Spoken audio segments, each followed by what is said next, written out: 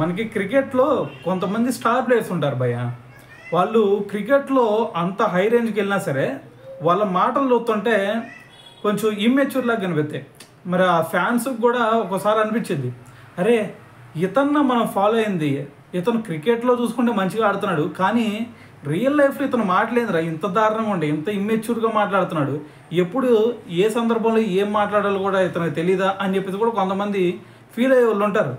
So మరి రీసెంట్గా అటువంటి ఇన్సిడెంట్ ఒకటి జరిగింది. అదేంటంటే మనకి ఫస్ట్ టెస్ట్ జరిగింది కదా ఇంగ్లాండ్ మీద, దాంట్లో మన వాళ్ళు క్యాచ్లు చాలా డ్రాప్ చేశారు.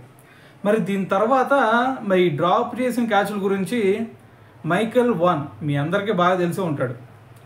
అయితే అతను కొన్ని కామెంట్ చేశాడు. అయితే అతను ఏమన్నాడంటే, ఈ ఇండియా వల్ల ఫీల్డింగ్ చూస్తుంటే వీళ్ళ ఫీల్డింగ్కి కోచ్ నేనే అని ప్రకటించుకుంటున్నాను, నా ఫీల్డింగ్ అకాడమీ చాలా బాగా రన్ అవుతుంది అని చెప్పేసి మైకెల్ వాన్ మాట్లాడటం జరిగింది.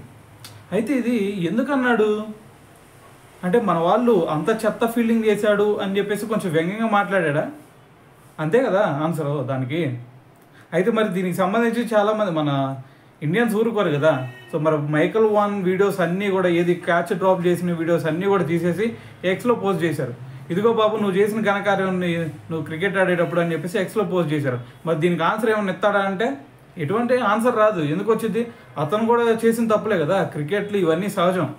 సో కాబట్టి అంత హై రేంజ్కి వెళ్ళిన తర్వాత కొంచెం ఆలోచించి మాట్లాడటం చాలా ఉత్తమం అనేది నా ఫీలింగ్ అనమాట.